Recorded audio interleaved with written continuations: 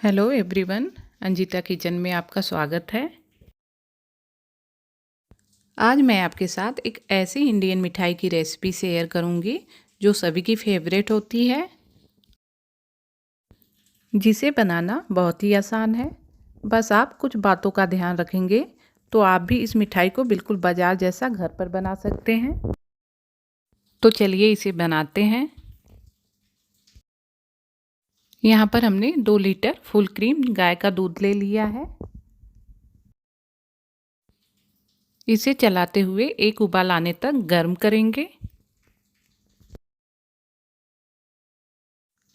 अब इसे हमने चूल्हे से उतार लिया है।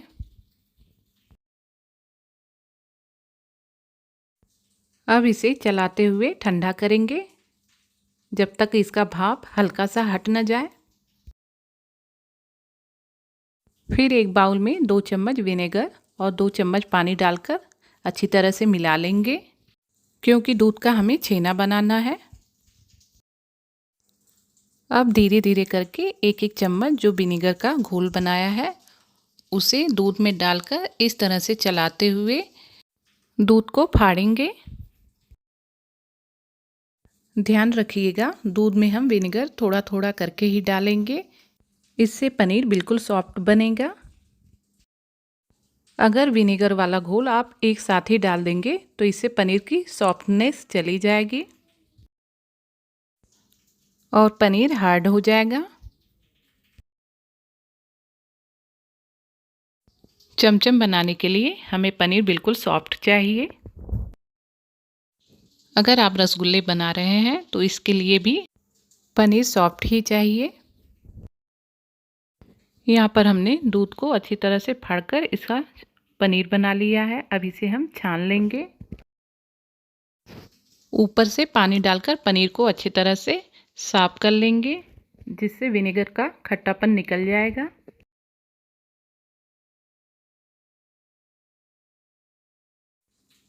अब इसे अच्छी तरह से निचोड़ते हुए इसका पानी निकाल लेंगे। अब पनीर को किसी हार्ड चीज़ से दबाते हुए आधे घंटे के लिए ऐसे ही छोड़ देंगे, ताकि जो एक्स्ट्रा पानी है वो भी निकल जाए। आधे घंटे बाद पनीर अच्छी तरह से सेट हो गई है। इसे हमने एक थाली में निकाल लिया है। अब इसे हाथों से अच्छी तरह से क्रम्बल कर लेंगे। क्रम्बल करने के बाद आप हथेली के इस हिस्से से पनीर को दबाते हुए मस लेंगे।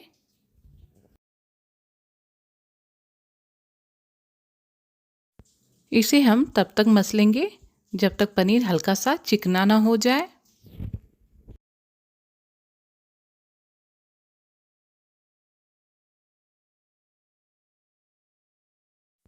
अब इसमें हम 2 चम्मच मैदा डाल देंगे। ध्यान रखिएगा, 2 लीटर दूध के पनीर के लिए हम 2 चम्मच ही मैदा ऐड करेंगे। अगर आप 1 लीटर दूध का पनीर बना रहे हैं तो आप 1 चम्मच ही मैदा ऐड करिए। ये बिल्कुल परफेक्ट मेजरमेंट है।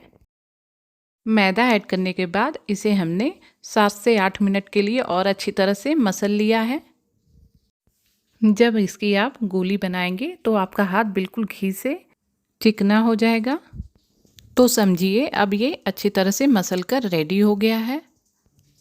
अब इसकी हमने मीडियम साइज की गोली बना लिया है। गोली बनाने के बाद इसे हम लंबा वाला शेप देंगे। तो अब इसे इस तरह से दबाते हुए फिंगर से अच्छी तरह से सेट करते हुए बना लेंगे। इस तरह से हमने एक रसगुल्ला बनाकर रेडी कर लिया है।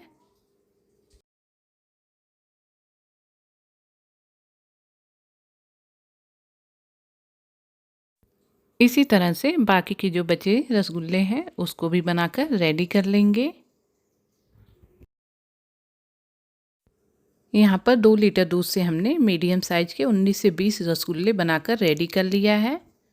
अब हम चलते हैं चाशनी बनाने के प्रोसेस पर। यहाँ पर हमने 1.5 कप चीनी ले लिया है। अब इसमें हम भरकर 5 कप पानी डाल देंगे। ज़रूरत पड़ी तो 2 कप पानी गर्म करके बाद में और ऐड करेंगे।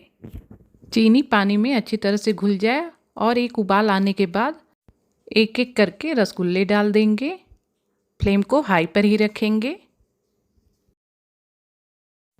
अब इसे ढककर हाई फ्लेम पर 5 मिनट के लिए ऐसे ही पकाएंगे। यहाँ पर हम एक बाउल में 1 चम्मच मैदा डाल देंगे और 1/4 कप पानी डालकर अच्छी तरह से मिलाकर इसकी स्लरी बना लेंगे। 5 मिनट होने के बाद फ्लेम को मीडियम कर देंगे। अब इसमें ऊपर से 1 टेबलस्पून मैदे का घोल डालकर ढककर पकाएंगे। मैदे का घोल डालने से अच्छी तरह से झाग बनेगा। झाग बनाने के लिए आप रीठा का भी यूज कर सकते हैं, लेकिन मैदे वाला घोल सबसे आसान और बेस्ट है। बीच बीच में हमने इसी तरह से 3 से 4 बार 1 चम्मच मैदे का घोल डालकर रसगुल्ले को पकाया है।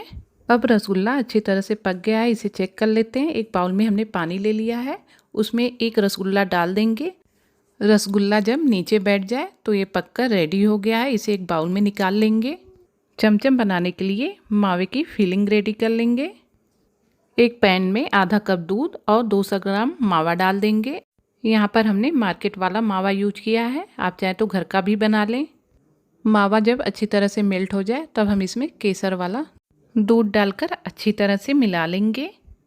अब इसमें हमने 3 चम्मच पिसी हुई चीनी डाल दिया है, अच्छी तरह से मिला लेंगे।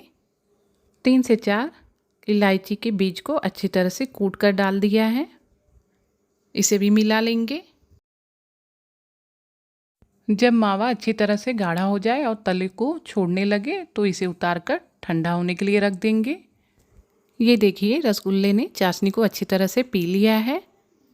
अब एक रसगुल्ला लेकर इस तरह से बीच में कट लगा देंगे। यहाँ पर हमने रसगुल्ले को 2 पार्ट्स में कट नहीं किया है। देखिए इस तरह से हमने कट कर लिया है। अब बाकी के जो बचे रसगुल्ले हैं उसको भी कट कर लेंगे। रसगुल्ले को बहुत ही आराम से कट करिएगा।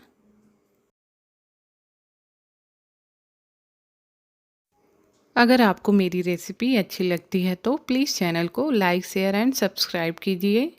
सारे रसगुल्ले कट करने के बाद यहाँ पर हमने एक रसगुल्ला ले लिया है। अब इसमें बीच में जहाँ हमने कट लगाया है उसमें थोड़ा सा मावा लेकर इस तरह से भरकर दबा लेंगे।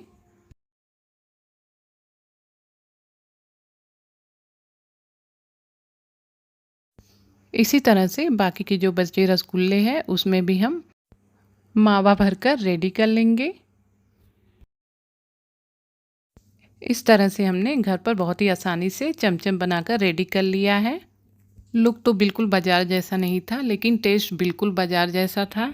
मेरे घर वालों को तो यह चमचम बहुत पसंद आया। आप भी एक बार ज़रूर बनाइएगा, आपके घर वालों को भी बहुत पसंद आएगा। बीच में इस तरह से फिंगर की मदद से केसर वाला दूध और पिस्ते से गार्निश कर दिया है। Thanks for watching.